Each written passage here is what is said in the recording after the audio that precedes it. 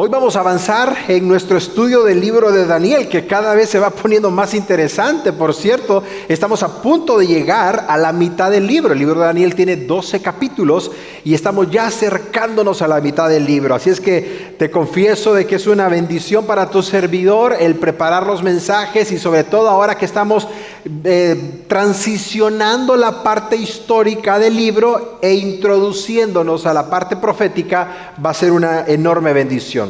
Como aprendimos en nuestro mensaje anterior, Dios le pasa factura a todo ser humano que se vuelve soberbio, que se vuelve altivo, pero sobre todo que se enaltece a sí mismo. Y aquellas personas que nos acompañan por primera vez, queremos informarles que estamos estudiando el libro de Daniel. Ese libro que muy pocos pastores o iglesias quieren estudiar porque no lo entiendo, salen bestias, salen imágenes, hay sueños que no los entendemos.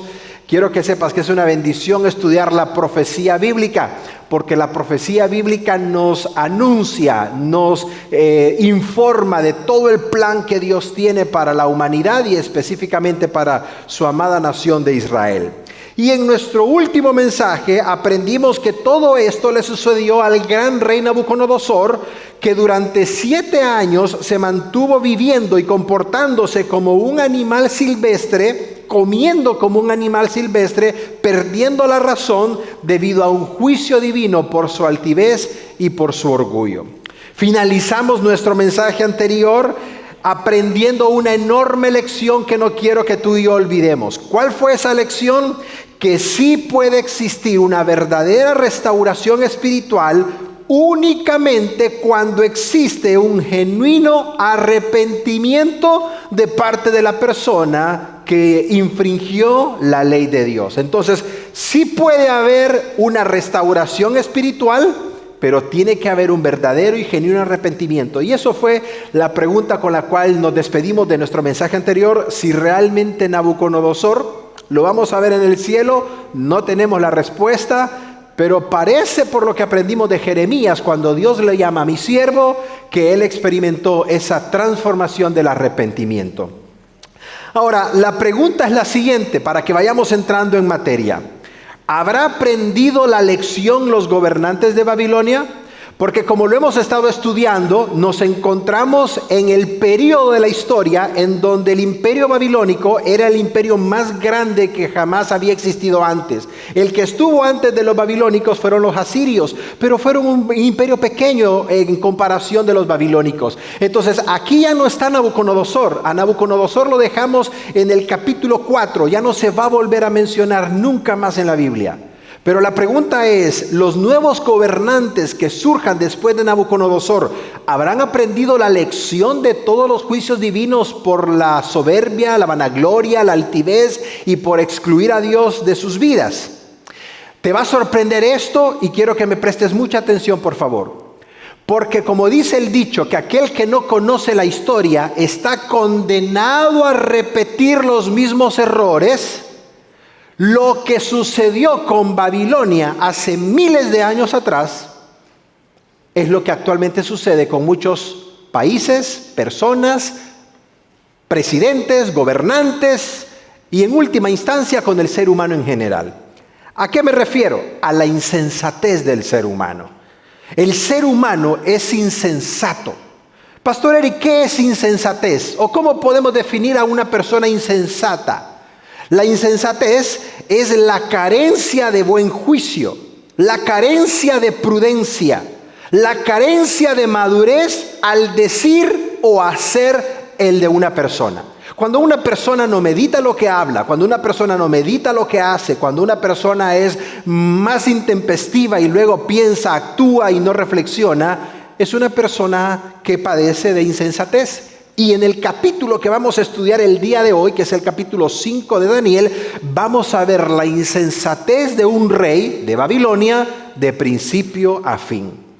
Y aunque difícilmente lo van a admitir las personas, hay muchos creyentes que padecen o adolecen insensatez ahora en día. Me gustaría mostrarte un ejemplo que cuando tú lo escuches vas a pensar que es ficticio, que no sucedió. Y que ejemplifica el nivel de insensatez que el ser humano tiene cuando se aparta de Dios. La historia que te voy a contar es real porque sucedió tal como lo vas a escuchar y lo vas a ver, y refleja el nivel de insensatez que un hombre tiene cuando no está Dios en su corazón. Es interesante porque durante el tiempo de la Unión Soviética, la URSS, que ya no existe por cierto, el día 16 de enero de 1918, el gobierno ruso, que acababa de sacar del poder a los zares del imperio ruso, ellos eran una mezcla de comunismo con el bolchevique. Y ellos hicieron algo que no se había visto hasta entonces. Hicieron un juicio público en contra de Dios, y lo acusaron de ser el autor de los males ocurridos a la humanidad, principalmente del genocidio del pueblo ruso durante la época de los zares imperiales. A falta de una presencia física de parte de Dios en el banquillo de los acusados, el juez que tú ves en pantalla, Anatoly Lunacharsky, colocó una Biblia que representara a Dios en el juicio en el banquillo de los acusados. El juicio tenía que ser justo.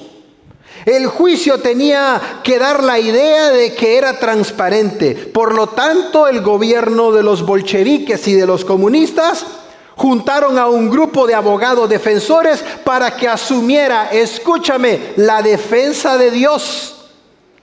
Y el juicio contra Dios duró 5 horas. Por 5 horas hubieron alegatos entre la parte acusadora y la parte defensora. Por 5 horas se presentaron argumentos en contra de Dios. Y se llegó a la conclusión que Dios padecía de graves trastornos, lo que le había llevado a cometer todos los crímenes de la humanidad de los cuales se le acusaba. Hagamos una pausa. ¿Estamos entendiendo eso? Y tú puedes decir, pastor, eso es absurdo. Totalmente de acuerdo. Pastor, eso es ridículo. Totalmente de acuerdo. Pastor, eso es mentira. Eso sucedió. Y lo hicieron los comunistas junto con los bolcheviques en una época muy oscura del país que ahora conocemos como Rusia. Una vez finalizados los alegatos de ambas partes, el tribunal declaró a Dios culpable de todos los cargos durante 5 horas. Y la sentencia fue el ser fusilado por un pelotón militar en punto de las 6:30 de la mañana del día siguiente. Escucha, un pelotón de fusilamiento contra Dios. A la mañana siguiente, un grupo de soldados comunistas formados en alineación de pelotón de fusilamiento hicieron disparar sus armas con 5 ráfagas que apuntaban hacia el cielo, como muestra del fusilamiento de Dios. Una vez ejecutada la pena, se declaró a Dios oficialmente muerto en la Unión Soviética, intentando así acabar con el poder que había ejercido la religión sobre el pueblo de Rusia. Ahora entiendes por qué Carlos Marx, el padrino de ellos, dijo: la religión es el opio de los pueblos, entre otras cosas más. Sobra decir que en esta parte la historia nos confirma, escúchame esto, que toda persona que ha intentado desafiar a Dios, lo ha pagado de una forma muy cara. Y prueba de ello es que toda la Unión Soviética, como en ese entonces fue conocida, solamente duró 70 años y ellos decían que iban a durar más de 1000 años. La Unión Soviética como tal desapareció en 1991. Todos sus líderes están sepultados, todos sus líderes murieron en condiciones depravables, todos sus líderes hasta el día de hoy sabemos dónde están, pero nuestro Dios y el Evangelio y nuestro Señor Jesucristo siguen vigentes y siguen estando en el mismo lugar de siempre, sentado a la diestra del Padre con poder y con gloria. Interesante. Me gustaría que supieras o leyeras cómo terminó la vida de ese juez. Porque cuando Rusia o la Unión Soviética lo mandó de embajador a España, ni siquiera llegó a los 60 años de edad. De una forma inexplicable, mientras estaba tomando la ruta para ir de embajador a España, murió de causas que hasta el día de ahora son inexplicables. Y tú sabes lo que ese juez dijo cuando reflexionó del grave error que había cometido. Dijo lo siguiente, palabras más, palabras menos: tratar de sacar a Dios y la fe de las personas es como martillarlo, dijo él. Entre más lo golpeas, más se mete en el corazón de las personas. Lo reconoció. Pero ya se había pasado lo que más adelante vamos a aprender como el punto del no retroceso. De eso nos habla el capítulo 5 de Daniel. Cuando la insensatez del ser humano cruza la línea del no retroceso. Cuando la insensatez del ser humano cruza la línea del respeto con Dios y aunque quiera volver atrás, es imposible hacerlo. Así es que te invito a que me acompañes a estudiar el capítulo 5 de este maravilloso libro de Daniel, que cada vez que lo estamos abriendo nos emociona aprender algo nuevo, y vamos a titular nuestro mensaje de hoy, como lo puedes ver en pantalla, Cuando Dios juzga la insensatez humana. Dígalo conmigo: cuando Dios juzga la insensatez humana. Padre que estás en los cielos, Señor, bendecimos tu nombre porque tú eres bueno. Bendecimos tu nombre porque tú eres fiel, Señor. Y te damos gracias porque nos has permitido en esta primera parte del servicio, Señor, elevar cantos a tu nombre en todos los campos de tu iglesia. Ahora que hemos abierto tu palabra, Señor, y estamos listos para recibir de ella, queremos pedirte que tú nos hables a través de tu palabra. Anímanos, Señor. Muéstranos tu perfecta voluntad. Háblanos al corazón, Espíritu Santo. Y haz que no solamente quede como conocimiento lo que vamos a escuchar, sino que transforme nuestra conducta, nuestro comportamiento, nuestro estilo de vida, para que podamos, Señor, agradarte en todo, Padre. Oramos, Señor, por el evento de esta noche, por ese tiempo de alabanza y adoración, Señor, que vamos a tener. Tu iglesia lo necesita, Padre, porque tú aprovechas esos momentos para quebrantar nuestro corazón, para que nos humillemos, Señor, para que tengamos un tiempo de adoración a ti, Padre. Así es que desde ya oramos, Señor, por nuestro hermano Dani, para que tú lo puedas usar al momento de ministrar los cantos, en cada participación, Señor. Y que esta noche se trate de ti, Señor. No queremos un concierto más, no queremos un evento más. Queremos tener una noche de intimidad espiritual contigo, Padre. Y salir ministrados y salir tocados, Señor. Oramos e intercedemos por aquellas personas que este día están pasando por una situación difícil, Señor. Y traemos a memoria a nuestro hermano Carlos López, Señor, y a su familia, a su esposa Norma, a sus familias, Señor. Porque el día de ayer, sábado, la madre de nuestro hermano Carlos partió, Señor, a tu presencia. Te agradecemos tanto porque él tuvo la oportunidad de presentarle el plan del Evangelio. Te agradecemos, Señor, porque ella lo entendió, Señor, y abrió su corazón a ti. Y por esa decisión sabemos que ella está gozando de las promesas para aquellos que confían en ti, Señor. Oramos para que tú puedas traer paz y consuelo a toda la familia, Señor López. Y que si hay algo en lo que tu iglesia pueda apoyarles, va a ser un privilegio hacerlo, Señor. Porque queremos que te vean a ti. Y queremos que el resto de la familia te conozca a ti, Señor. Y de igual manera, aquellas personas que están con una situación de salud, oramos por nuestra hermana Martita Dame, Señor, que está en ese listado de donantes para su hígado, Señor. Oramos por otras personas, Señor, que necesitan una intervención en su salud.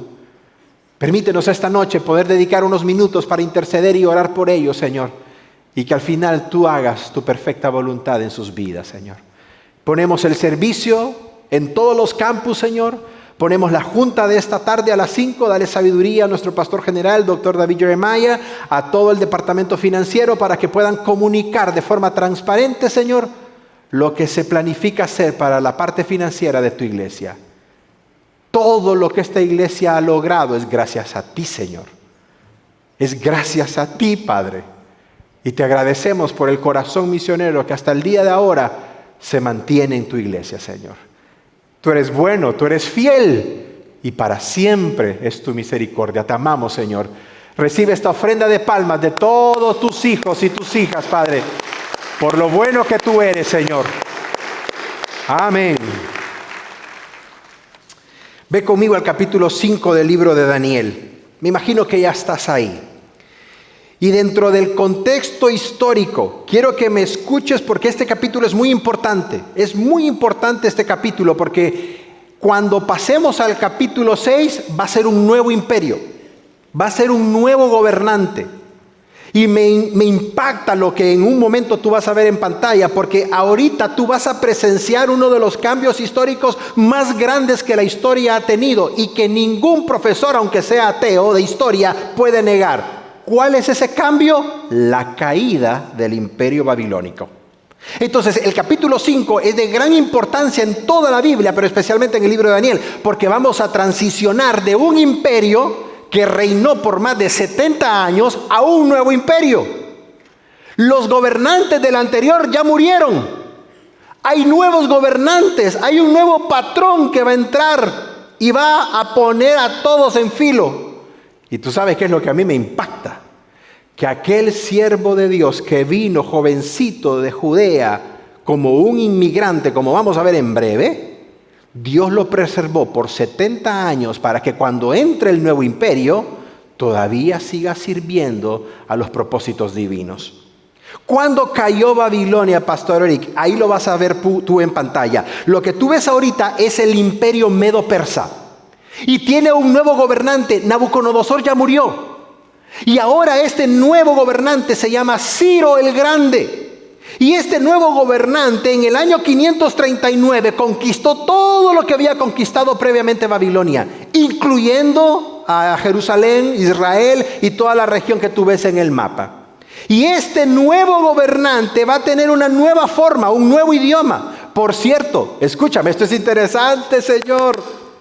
Si tú me preguntas y me dices, Pastor Eric, ¿el imperio medo-persa a qué país correspondería actualmente? Porque acuérdate que estamos hablando de imperios que no estaban divididos por los lineamientos de las Naciones Unidas, en donde dice aquí termina este país y aquí comienza el otro. Estos eran imperios que abarcaban muchos países actualmente, pero el imperio medo-persa es lo que actualmente conoceríamos como el país de Irán.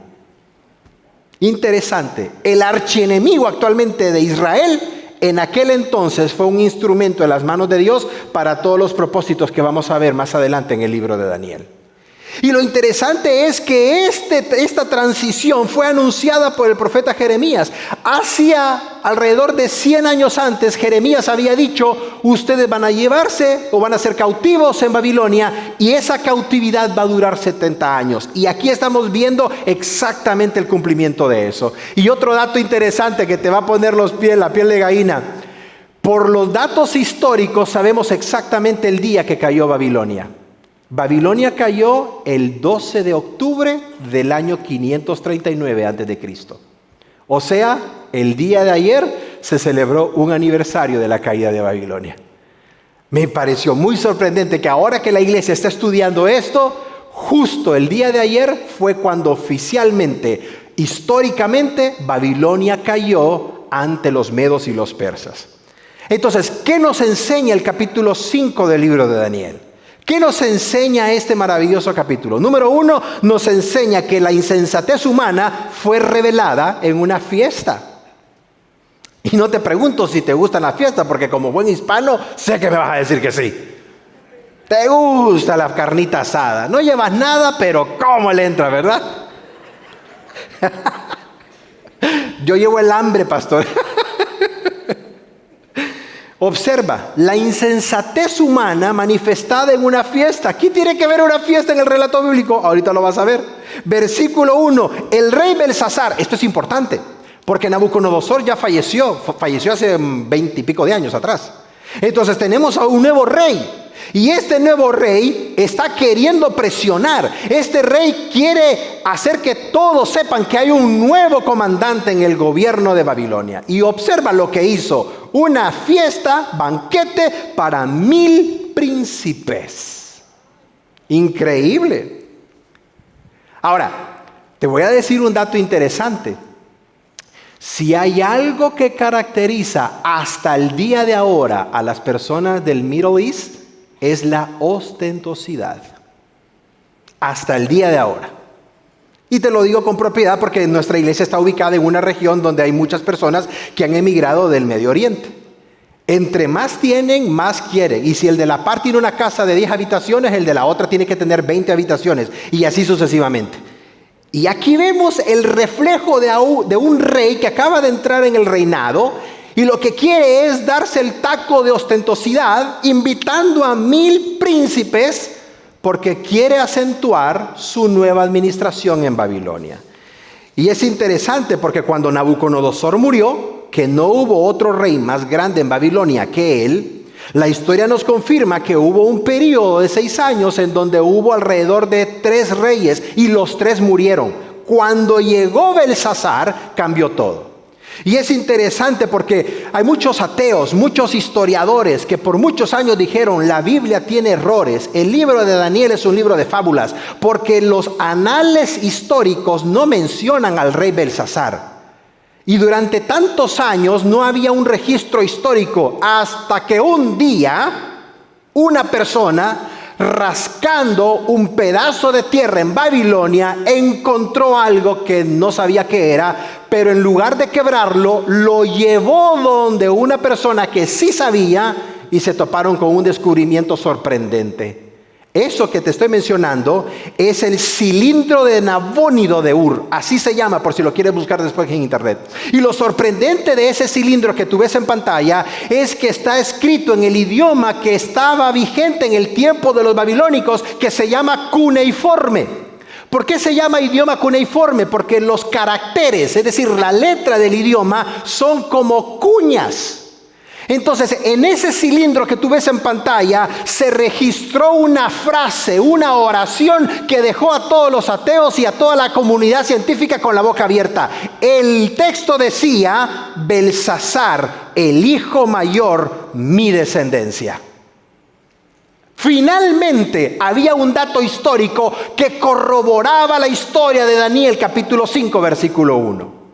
A partir de ese momento, ninguna persona ha puesto de nuevo en tela de juicio la veracidad del libro de Daniel. Porque hay un dato histórico que sí existió un rey llamado Belsasar. Y eso es lo que tú puedes ver en pantalla. A mí me impacta porque nos corrobora una vez más que la Biblia es verdad. Pero lo que pasa es que la gente no lo lee. Esa es la diferencia. Pero si la gente leyera y estudiara la palabra de Dios, se darían cuenta de muchas otras cosas más. Esta fiesta que el rey Belsasar hizo, el nuevo rey de Babilonia, tuvo 3 características, 4 para ser exacto. Observa la primera característica: fue una muestra de exhibicionismo de parte de este rey. Invitó a 1000 príncipes. ¿Cuánta comida? ¿Cuánto pudo haber invertido, gastado? Pero repito, él quería dejar saber a toda la comunidad de Babilonia que había un nuevo regente. Número 2, no solamente fue una muestra de exhibicionismo, sino que fue una muestra de blasfemia. Y aquí es donde se combinan las cosas y se empeoran. Porque el exhibicionismo va muy de la mano con la blasfemia. Observa el versículo 2. Y Belsasar ya estaba entrado en tequilas, estaba entrado en licor. ¿Qué fue lo que hizo? Mandó que trajesen los vasos de oro y de plata que Nabucodonosor, el texto bíblico dice su padre, pero en realidad era su abuelo. No es que sea un error, sino que cronológicamente en el tiempo de Belsasar se le llamaba padre al rey ascendente, en este caso Nabucodonosor, pero era el abuelo de Belsasar. Entonces dice el texto bíblico que este joven rey Belsasar mandó a traer todas las copas de oro y de plata que su abuelo había traído de Judea. Y las trajo del templo de Jerusalén. Eran santas, sagradas, porque eran exclusivas para el uso de Dios. Y observa lo que hizo. Hizo que se bebiesen en ellos el rey y sus grandes, los príncipes, los 1000. Y no solamente eso, sino que las mujeres y hasta las concubinas. Bebieron vino, dice el pasaje, y no solamente hicieron ese sacrilegio, sino que lo combinaron con la blasfemia. ¿Por qué, Pastor Eric? Observa lo que hicieron. Alabaron a dioses de oro, de plata, de bronce, de hierro, de madera y de piedra. Es decir, utilizaron lo sagrado que era de Dios para uso exclusivo de Dios y lo vinieron a terminar haciendo un elemento o un utensilio de blasfemia y de pecado. ¡Qué tremendo! Esto realmente es impactante. ¿Por qué impacta? Porque hay una total inhibición de parte de la borrachera de Belsasar.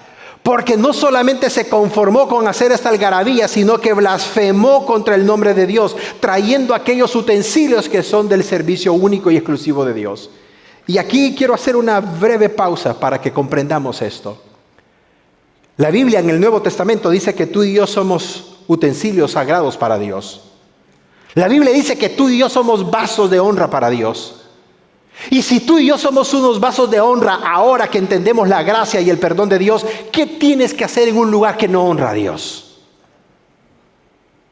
No me respondas a mí, pero reflexiona. Si realmente has conocido el perdón y la gracia de Dios, y Dios te ha separado y te ha usado para Él, para su honra, para su gloria, y te ha apartado de todo lo demás, ¿para qué vas a regresar de donde Dios te sacó? ¿Para qué vas a volver a tu viejo estilo de vida? ¿Para qué vas a volver a tus viejas amistades? ¿Para qué vas a volver a tus viejas costumbres? ¿Para qué vas a volver a tus viejos hábitos? ¿Para qué vas a volver de donde Dios te rescató? Eso es lo que a mí me impacta de esto. Y más adelante lo vamos a ver. Al Dios al cual servimos, iglesia, la Biblia dice que es un Dios celoso.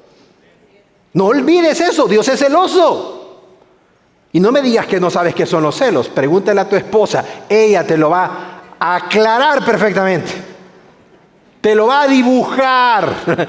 ¿Lo entiendes? Créeme, lo vas a entender. Aquí tenemos a Belsasar, un joven imprudente que se dio una gran fiesta de algarabía, que transgredió haciendo una blasfemia contra Dios y cruzó la línea del no retroceso. Pero no solamente eso, sino que también fue una muestra de juicio. Porque tú crees que alguien va a ofender a Dios y salir riéndose. No. ¿Tú crees que alguien va a burlarse de Dios de una forma antagónica y nada le va a pasar? Claro que no, hay consecuencias. Por eso, si tú que me estás viendo, escuchando, o vas a ver este mensaje y lo vas a escuchar, y eres de lo que les gusta lanzar blasfemias contra Dios, muérdete la lengua mejor. Muérdete la lengua. No sabes lo que estás diciendo. No sabes contra quién estás hablando, como lo vamos a ver más adelante. Versículo 5. En aquel momento sucedió algo increíble. Aparecieron los dedos de una mano de una persona que escribía delante del candelero sobre el candelado de la pared del palacio real. Y la mano escribía algo que el rey no entendía, como vamos a ver más adelante. Es decir, imagínate el cambio brusco que hubo. Tenemos a un rey emborrachándose con todo su séquito de amigos. Luego aparece una mano en la pared, no entiende lo que está sucediendo. Y la reacción de Belsasar me impactó porque Daniel la incluyó y le agradezco que lo haya hecho. Versículo 6. El rostro se le puso pálido del susto. Se le fue la borrachera. En el momento se le fue. Le temblaron las rodillas a causa del miedo. Y se le aflojaron las piernas. Qué perfecta descripción. Yo me imagino que es algo similar como cuando tu esposa te dice, ¿a qué hora llegaste anoche? Y ahora con la tecnología, ahí en la camarita sabe que llegaste a las 3:30 de la mañana. No le puedes decir que ella estaba dormida y que preferiste dormir en el sofá. Sabe a qué hora llegaste. Me encanta que Daniel dice, este rey, por su imprudencia y su insensatez, cruzó todos los límites permitidos, y aquí vemos la reacción. Y quiero que recuerdes esto antes de avanzar al siguiente punto. Nadie ofende a Dios sin haber consecuencias. Nunca lo olvides. La fiesta de Belsasar fue de exhibicionismo, fue de blasfemia, fue de juicio y también fue de fracaso, porque no hay nadie que haga lo que él quiera y pensar que le va a ir bien. No. Observa lo que sucedió en el versículo 8. Cuando Belsasar leyó la escritura, no la entendía. ¿Y qué fue lo que hizo? Cometió el mismo error que su abuelo Nabucodonosor. Mandó a llamar a todo el séquito de brujos, de santeros, para que le tradujeran la inscripción. Versículo 8. Entonces fueron introducidos todos los sabios del rey, pero no pudieron leer la escritura, tampoco decirle al rey la interpretación de lo que decía. ¿Por qué no pudieron? Porque no tenían el Espíritu Santo de Dios. Porque Dios no estaba en sus vidas. Y esto es un testimonio real de toda persona que quiere hacer las cosas a su manera y por su cuenta. No te va a ir bien. Te va a ir bien al principio. Vas a hacer tus cositas, pero a largo plazo no te va a ir bien. No vas a tener paz en lo que hagas, no vas a disfrutar lo que hagas, no va a estar la bendición de Dios en lo que hagas y tarde o temprano se va a caer todo lo que hagas. La historia lo corrobora. Y es interesante porque aquí vemos el fracaso de una persona que se rebela contra Dios. Me impacta, y aquí viene una segunda reflexión, me impacta ver cómo el ser humano una y otra vez utiliza los mismos métodos y las mismas estrategias que durante todos los años se ha corroborado que son un fracaso. ¿Cuáles son esas estrategias, Pastor Eric? Tratar de buscar a Dios por sus medios, por sus formas. Por eso lo hemos dicho enfáticamente. Y esta semana, la semana pasada, atendí a una persona por teléfono. Palabras más, palabras menos, sin entrar en detalles, pero cuando estábamos hablando, inmediatamente me dio la descripción de lo que estaba padeciendo, cosas tremendas que no son normales de una persona, y resultó ser que esa persona se había puesto a jugar Ouija. Y no voy a entrar en detalles para no desviarnos el punto acá. Un verdadero hijo de Dios, un verdadero creyente, bajo ninguna circunstancia puede entrar en esos lugares, participar de esas acciones. Llámese lectura de mano, lectura del tarot, llámese juegos como estos que te acabo de mencionar. Un verdadero hijo de Dios no tiene comunión con la oscuridad y con el pecado y con ese tipo de portales demoníacos. Por lo tanto, no hay forma de que un cristiano me diga, es que quiero conocer la voluntad de Dios, voy a ir a que me tiren las cartas. Voy a ver qué me depara el futuro. La voluntad de Dios se conoce a través de su palabra, amada iglesia. La voluntad del Padre se conoce a través de su palabra, no a través de lo que alguien te pueda tirar, leer. No lo hagas. Y voy a ir más allá. Ay, pastor, a mí me encantan las películas de miedo. ¿Qué tienes que estar viendo películas de miedo? Después no puedes ir ni al baño. Te da miedo ir al baño. No abras esas ventanas. No abras esos portillos. No participes de algo en tu casa que no honra a Dios. No lo hagas. Sé celoso de tu hogar. Sé celoso de tu casa.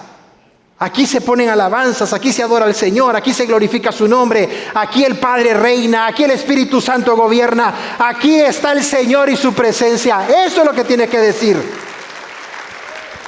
Pero no lo hagas, te lo digo. Sigue mi consejo, por favor. No participes de eso. Aquí tenemos a un joven intempetuoso que creyó que podía leer y conocer la voluntad de Dios por sus viejos métodos. Pero la realidad es todo lo contrario. Pero no solamente el capítulo 5 de Daniel nos revela una fiesta desenfrenada, sino que también nos revela que la insensatez del ser humano fue revelada por un inmigrante. Y esta parte es bien importante de nuestro mensaje. Porque si yo preguntara, ¿cuántos somos inmigrantes? La mayoría, ¿no es cierto? No me digas, ¿qué es eso, Pastor Eric?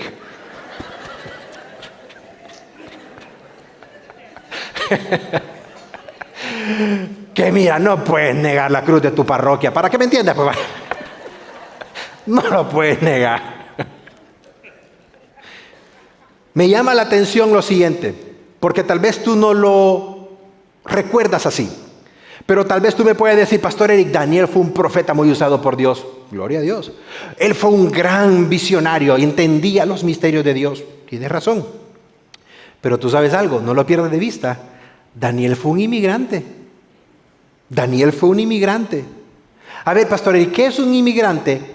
La definición de inmigrante es una persona que salió de su hogar, de su casa o de su lugar de origen y se fue a otro lugar con el propósito de establecerse. Eso es un inmigrante.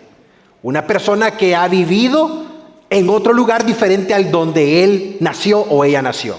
Por lo tanto, tenemos a Daniel como un inmigrante porque nació allá en Jerusalén, pero ahora está en Babilonia. Y en este caso, cuando la reina, que no es la esposa de Belsasar, sino la mamá de Belsasar, le dice, oye hijo, aquí en tu reino, tú tienes a una persona que tu abuelo mandó a llamar cuando te pasó lo mismo que te está pasando a ti. Velo a llamar. Y yo me imagino que para este punto Daniel ya no estaba ejerciendo como el tiempo que estuvo Nabucodonosor, pero sus cualidades y sus virtudes estaban intactas. ¿Y sabes qué? Me llama mucho la atención. Escúchame, amada iglesia. Si tú me preguntas, Pastor Eric, ¿cuántos años tenía Daniel en este punto de su vida? Más de 80. Más de 80 años tenía Daniel. Así es que de estas características que yo te voy a mencionar que Daniel tiene, no pierdas de vista que estamos hablando de un hombre que tiene más de 80 años de edad. ¿Qué características? Número 1, Daniel se ha mantenido durante todos estos años firme. Firme. Me encanta esa virtud que Daniel tiene como inmigrante. Versículo 13. ¿Eres tú? Ay, Dios mío. ¿Eres tú aquel Daniel? ¿Eres tú aquel que iba a la iglesia? ¿Eres tú aquel que oraba, que ayunaba, que buscaba de Dios? ¿Eres tú aquel que se quebrantaba? ¿Eres tú aquel que le pedía a Dios? ¿Eres tú aquella persona sincera, genuina, que buscaba a Dios por sobre todas las cosas? ¿Eres tú aquel creyente que comenzó su caminar con Dios bien? ¿Sigue siendo el mismo? ¿O la comodidad del país en donde estás? ¿O las bonanzas del país en donde estás?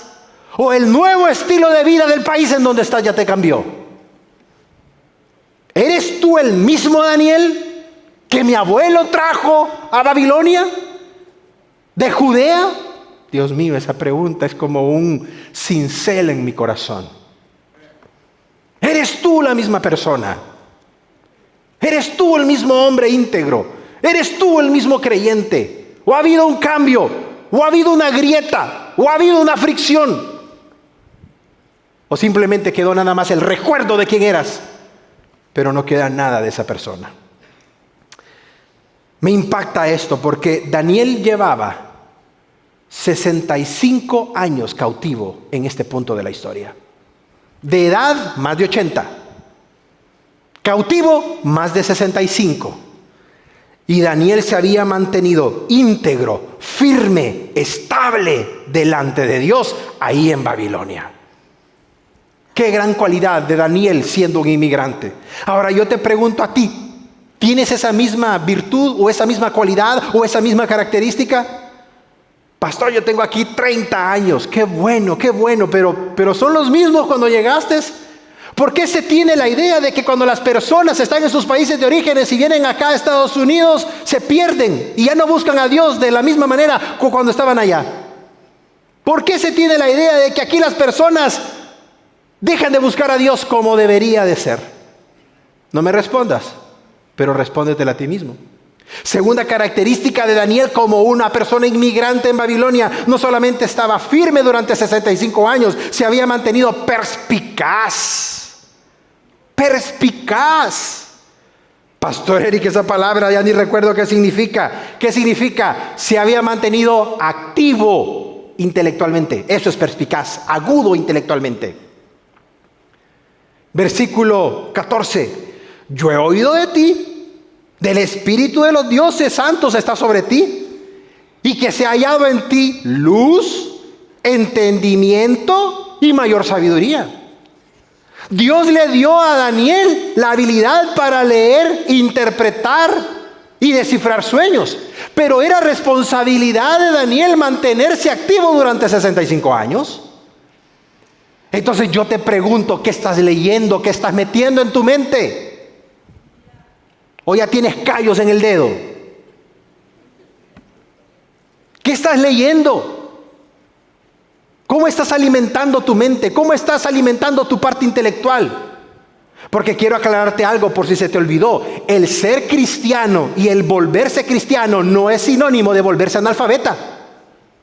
El ser cristiano no es sinónimo de dejar de leer, de dejar de tener o ser una persona culta, de dejar de que otras personas opinen o piensen por uno. Yo te animo a que esta segunda característica de Daniel tú la implementes. Y comiences a estudiar, comiences a prepararte. Y bendito sea Dios por esta iglesia, porque te da una gama de opciones para que te prepares. Y felicito a las más de 160 personas que están cada semana en el discipulado de la iglesia. Y más de 70 que están allá en Chula Vista. Manténganse estudiando, manténganse aprendiendo. Pero eviten la glotonería intelectual. Y comiencen a enseñar a otros, a discipular a otros, a compartir con otros. Porque cuando el intelecto no se comparte, envanece el corazón de la persona. Daniel por más de 65 años se había mantenido firme. Daniel por más de 65 años se había mantenido perspicaz. Daniel por más de 65 años se había mantenido íntegro. Me encanta porque la palabra íntegro significa que no tiene quebradura, que es parejo, que está completo. Y cuando el rey Belsasar le dice a Daniel, Daniel, te voy a nombrar el tercero del reino, aludiendo a que su papá Nabopolassar, y él era el primero y el segundo, entonces tú vas a ser el tercero. Daniel le responde, versículo 17, tus dones sean para ti y dale a cualquier otro las recompensas que tú tengas. Me encanta porque Daniel servía a Dios, no por lo que Dios le daba, sino por quien Dios era. Dicho de otra manera, es como que Daniel le dijera, gracias, pero no gracias. Y te digo algo, a mí me impactó este punto. Porque siempre existe la tendencia de que las personas sirvan a Dios por lo que Dios da y no por quien Él es. Y oro a Dios que no vaya a existir eso jamás en tu corazón, ni en el de tu servidor. Servimos a Dios por quien Él es y no por lo que Él nos pueda dar. Servimos a Dios porque Él se lo merece. Y lo demás, Él se encargará. Dale un fuerte aplauso a Él. Dáselo fuerte. No lo olvides. Y tampoco olvides que su palabra dice, no he visto justo desamparado, ni su simiente que mendigue un pedazo de pan. Cuando mandes a tus hijos a la universidad, no he visto justo desamparado, Señor. Cuando tus hijos comiencen un proyecto o cuando tú lo inicies, Señor, no he visto justo desamparado, ni su simiente que mendigue un pedazo de pan. Hazlo recto delante de Dios y el Señor se va a encargar del resto. Y yo te pregunto, a manera de reflexión, ¿estás manteniendo tú la misma integridad que mostró Daniel como un inmigrante? ¿Estás manteniendo tú esa integridad con tus hijos? ¿Estás manteniendo tú esa integridad con tu familia? En todas las áreas de tu vida. Legado, ejemplo, posesiones, en todo lo que Dios te ha dado. Y te repito una vez más, cuando tú puedas proveerle a tus hijos, cuando tú puedas llevarlos a comer y ellos puedan escoger qué comer y ellos te digan, gracias papi, tú siempre diles, gracias al Señor, hijos. Nunca se te olvide eso. Enséñale a tus hijos que siempre agradezcan a Dios por el lugar a donde van, por la comida que escogen, por las vacaciones que tienen, por todo, porque cuando lo logres hacer, entonces ellos van a verte a ti como un medio, no como el proveedor final. Y te digo, porque nosotros como familia lo hacemos, ha sido una bendición eso. Mis hijas, cuando tenemos esas bendiciones, siempre ven al cielo, gracias Señor, todo desde pequeñitas. Y aún grandes, siempre, gracias Señor. Daniel se ha mantenido firme, perspicaz e íntegro. Y tiene una cuarta característica, se ha mantenido de una manera auténtica. Me encanta esto porque te digo algo, entre más viejo me pongo, más valoro la autenticidad de las personas. Me encanta la autenticidad de las personas. Ya no quieres estar en el bullicio, ya no quieres estar entre... No, quieres nada más un abrazo sincero, un apretón de manos sinceros. Y aquí se cumple la palabra de Dios. Fieles son las heridas del que ama, pero inoportunos los besos del que aborrece. Cuando llegamos a este punto, Daniel le dijo en el versículo 22 a Belsasar: tú, Belsasar, agárrate porque te voy a decir tus verdades. No has humillado tu corazón sabiendo todo lo que Dios te ha dado. Te has ensoberbecido delante de Dios. No le diste alabanzas al verdadero Dios, sino que se la diste a dioses de plata, de oro, de bronce, de hierro, de madera, de piedra, que te aclaro, no oyen, no saben, no ven. Y al Dios verdadero, en cuya mano está tu vida, no lo has adorado y tampoco nunca lo has honrado. Dios mío. Es como que Daniel le dijera: a quien debiste de honrar, nunca lo hiciste. Y lo hiciste a quien no debiste de haberlo hecho. Y me llama mucho la atención, porque escúchame esto, por favor, escúchame. Cuando Daniel le habló claro a Nabucodonosor, le dijo: arrepiéntete, tal vez te perdone Dios. Pero tú sabes que cuando le habló a Belsasar no le dio opción para arrepentimiento. No se la dio. Dicho de otra manera, Belsasar cruzó la línea en donde ya no podía haber arrepentimiento, porque Dios conocía lo que realmente había en su corazón. Y me encanta esto, porque en este punto exactamente es una profecía que Dios había cumplido en Jeremías. Ahora, yo como inmigrante, a buena honra te lo digo, yo escucho a veces de personas hispanas que este país se va a ir a la quiebra, este país aquí, este país allá, vamos a marchar y vamos a hacer todo eso. Regrésate a tu país. Regrésate allá a andar en camión, levantándote a las 4 de la mañana, tal vez hayas espacio, y regresando a las 9 de la noche, después de 3 horas de tráfico. Regrésate a tu país entonces. ¿Por qué te lo digo claramente?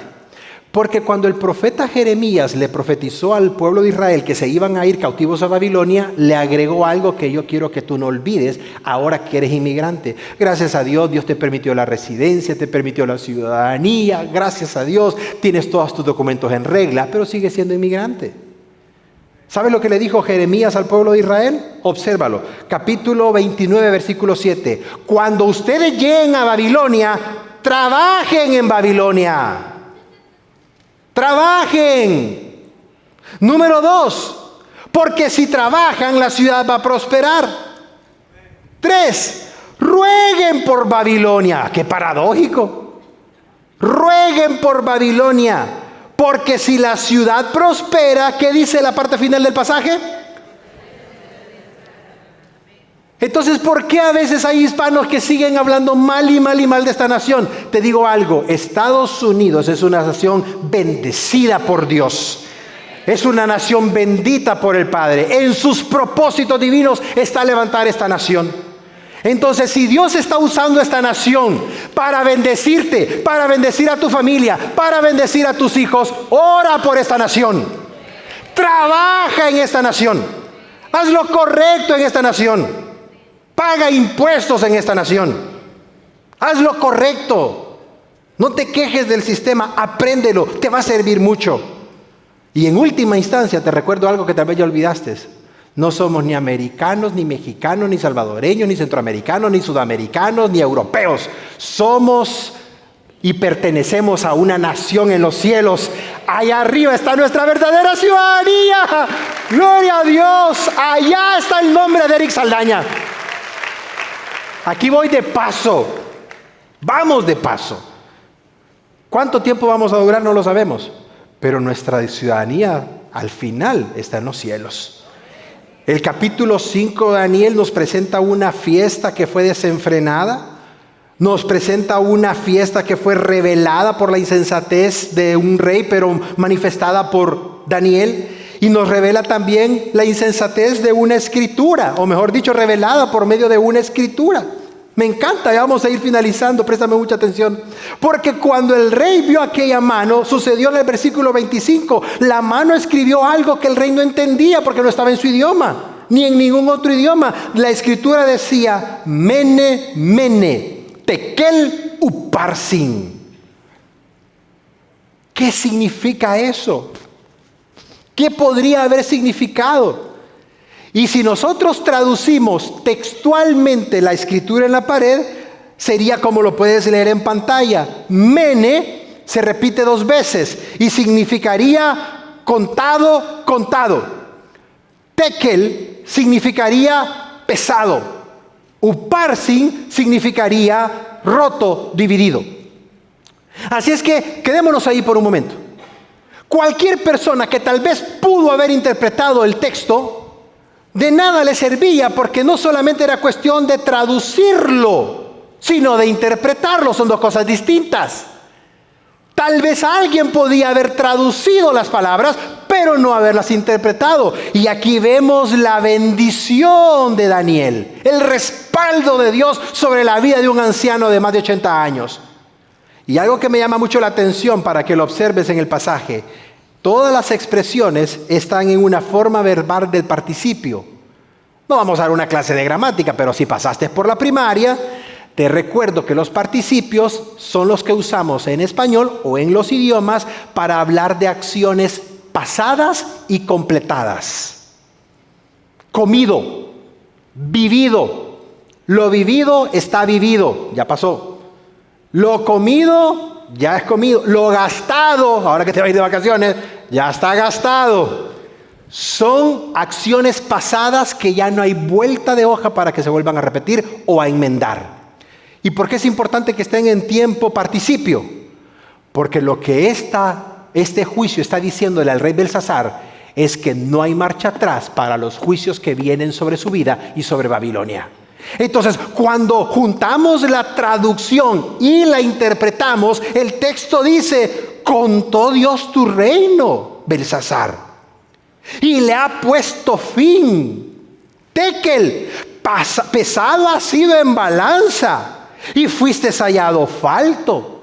Pérez, tu reino ha sido roto y ha sido dado a los medos y a los persas. Ahí tienes la interpretación de la escritura. Ahí tienes el respaldo de Dios en la vida de un hombre que durante más de 80 años ha sido fiel a Dios y durante los últimos 65 se ha mantenido íntegro como un inmigrante en Babilonia. ¿Qué aprendo yo de esto? Que vale la pena servir a Dios. Que vale la pena honrar a Dios. Porque cuando tú honras a Dios en lo privado, Dios te va a honrar en lo público. Cuando tú honras a Dios en las cosas mínimas, cuando necesites el favor y la respuesta de Dios, ahí va a estar el Señor. Te voy a decir algo, pero el tiempo ya me está comiendo, pero escúchame por favor. Hay una familia de nuestra iglesia que por años los invitamos a servir. Por A o B razón estaban ocupados, salud, de otros aspectos. Pero en estos días les dijimos, por favor sirvan, necesitamos apoyo. Ok, pastor, vamos a servir, lo vamos a hacer de todo corazón. Y son una familia maravillosa de servidores. Tú sabes que esta semana, sin pedirlo, sin buscarlo, sin esperarlo, sin nada, llegó un correo a la casa. Y en el sobre del correo iba la residencia de la persona. No lo podían creer. ¿Cómo Dios conectó la disposición a servirle con la respuesta a una petición que había en el corazón? Cuando Dios ve que le servimos de todo corazón, sin esperar nada a cambio, Él da a manos llenas. No es una garantía que siempre va a suceder, pero lo que sí es una garantía es que Dios lo va a hacer en su tiempo, a su manera y de sus formas. Esa es la garantía que tenemos cuando servimos a Dios. Aleluya. Daniel le ha servido toda su vida a Dios y aquí vemos el respaldo de Dios sobre él. El capítulo 5 de Daniel nos muestra que la insensatez humana fue revelada en una fiesta, por un inmigrante, por una escritura en la pared y finalmente, con lo que cerramos el mensaje, con una conquista. Porque si tú crees que lo que Dios promete es falso, te equivocas. Dios responde. Dios responde. Observa lo que sucedió en el versículo 5. La misma noche que Daniel le tradujo y le interpretó la escritura al rey Belsasar, la misma noche fue muerto Belsasar y todos los caldeos cayeron. Y Darío el Medo entró a Babilonia, y Daniel tiene el detalle de decirnos la edad exacta de cuando lo hizo, a la edad de 62 años. Me encanta Daniel. Porque a pesar de ser un hombre de 80 y pico de años, no pierde su agudeza intelectual y nos agrega la edad que más adelante la vamos a ocupar. Este fue el triste pero merecido final del rey Belsasar. Babilonia, que decía que nunca iba a caer, duró un poco más de 70 años. Y este gran imperio ahora ya no es nada. ¿Y sabes qué es lo más impactante? Escúchame con atención. Pastor Eric, ¿cómo conectamos la Babilonia del libro de Daniel con la Babilonia de Apocalipsis? Interesante, porque la Biblia dice que va a haber un resurgimiento de Babilonia en el libro de Apocalipsis, capítulo 17. ¿Pero qué Babilonia es? Por cierto, no sé si lo sepas, pero Nabucodonosor creía que era una reencarnación. El rey Saddam Hussein creía que era una reencarnación de Nabucodonosor. Y por eso mandó a construir su espacio y su palacio exactamente donde él tenía el palacio de Nabucodonosor. Pero Saddam Hussein ya falleció, tú lo recuerdas. Entonces, ¿se va a volver a edificar Babilonia? No como un imperio ya. Pero la Biblia nos enseña, escúchame, esto es importante. La Biblia nos enseña que en el tiempo final de la historia va a haber un resurgimiento de un sistema mundial como el de Babilonia. ¿Y qué características va a tener ese sistema? Este sistema mundial va a ser caracterizado por el materialismo, por el amor al dinero desenfrenado, por la idolatría, por el paganismo, por la depravación sexual, por el sacrilegio religioso y finalmente por la violencia y por la persecución de aquellos que aman a Dios y específicamente de la nación de Israel. Y te digo algo, y me remito a la evidencia y corrobóralo si no me lo crees. El día viernes de esta semana, el presidente Vladimir Putin dijo en conferencia internacional que el mundo está listo para un nuevo orden mundial. Eso dijo el viernes. Eso lo dijo él. Y la Biblia anuncia un nuevo orden mundial. Y tú sabes qué es lo que la Biblia dice en el libro de Apocalipsis. Que cuando este nuevo orden mundial se levante, dentro de 10 reinos, dentro de 10 países, se va a levantar uno que los va a derrotar a todos. Y este uno, la Biblia le llama el anticristo. Y tú sabes algo interesante. Cuando se levante este anticristo, la Biblia dice de que el único que lo va a derrotar es cuando nuestro Señor Jesucristo vuelva en su segunda venida y venga a establecer su reino sobre la tierra y venga a establecer su gobierno. Me encanta eso. Por eso la profecía bíblica, en lugar de darte miedo, te tiene que animar. Sí está Cristo en tu corazón. Pero si hace que te comas las uñas, es porque no está Cristo en tu corazón. Pero a los que tenemos a Cristo, ¿qué es lo que clamamos? Ven, Señor Jesús. La iglesia te espera, Señor. Ven, Señor Jesús. Ven. Ok, Pastor Eric, ya entendí todo esto. ¿Qué lecciones me llevo a casa? Rapidito, anótalas o tómale foto. Te va a encantar esto. ¿Qué primera lección podemos sacar del capítulo 5 de Daniel? Número 1, no incluir a Dios en tus planes trae consecuencias. No incluir a Dios en tu vida trae consecuencias. Incluye a Dios. Inclúyelo en tu carrera universitaria. Inclúyelo en tu matrimonio. Inclúyelo en la educación y formación de tus hijos. Inclúyelo en tu negocio. Inclúyelo en tu jornada de trabajo. Hazlo. Te garantizo que te va a ir bien. ¿Por qué lo dice Pastor Eric? No porque yo lo digo. Jesús lo dijo. En Juan capítulo 15, versículo 5, Jesús lo dejó claro y anótalo para que no se te olvide o subráyalo en tu Biblia. Jesús le dijo a sus discípulos, yo soy la vid, ustedes son los pámpanos. El que permanece en mí y yo permanezco en él va a llevar mucho fruto. Y esta es la parte que quiero que subrayes en tu Biblia. Porque separados de mí, dilo fuerte, iglesia. Una vez más, fuerte para que no se te olvide. Nada podéis hacer. Que no se te olvide. Sin Cristo, tú y yo no podemos hacer nada. Primera lección. Segunda lección, no honrar a Dios en nuestra vida trae consecuencias. Y este pasaje que te voy a leer me ha animado cuando tu servidor anda con las capas caídas. Porque ¿a cuántos se les han caído las capas? A muchos, seamos honestos. Pero tú sabes qué es lo que el Señor me bendice cuando este pasaje. Primer libro de Samuel, capítulo 2, versículo 30. Dios prometió y dijo lo siguiente: yo, el Señor, Dios de Israel, lo afirmo. ¿Qué afirma? Yo honro a todos aquellos que me honran. Honra a Dios. Hónralo en pequeños detalles. Hónralo en tu vida privada. Hónralo en todas las áreas de tu vida. Escúchame, por favor, lo digo con profundo respeto. Honra a Dios en tu sexualidad. Y Él te va a honrar a ti también. Hónralo. Honralo. Y te garantizo que Él te va a honrar. No incluir a Dios en nuestra vida trae consecuencias. No incluir a Dios en nuestra vida, no honrar a Dios en nuestra vida trae consecuencias. Y número 3, no creerle a Dios y creer a su palabra trae consecuencias. ¿Y cuál es el mejor ejemplo de esto? Belsasar. Porque no le creyó a Dios, no creyó en lo que decía la profecía bíblica. Y esto lo quise dejar hasta el final porque me parece contundente y quiero que por favor le tomes foto y mejor aún lo recuerdes. Si volvemos al capítulo 5, versículo 30-31, que es el cierre del capítulo, cuando se dictamina el juicio sobre Belsasar y sobre Babilonia, tú dirías, pero ¿y por qué es importante y relevante ese versículo?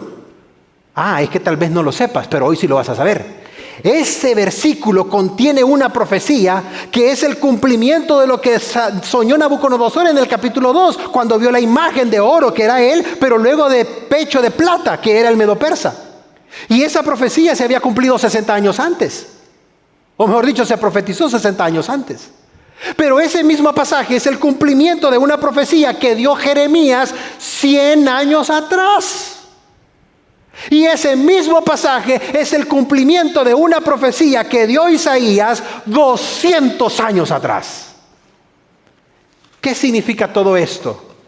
Que si Dios lo promete, lo cumple, aunque se tarde toda la eternidad en hacerlo. Y el juicio cayó sobre Babilonia. Y esto me recuerda las palabras de nuestro Señor Jesucristo. Con esto finalizamos. Si puedes pasar, Fernando, por favor, y el praise team.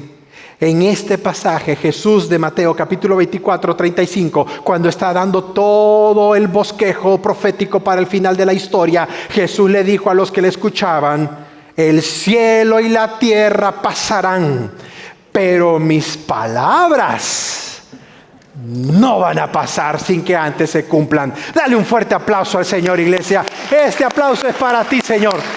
Aleluya.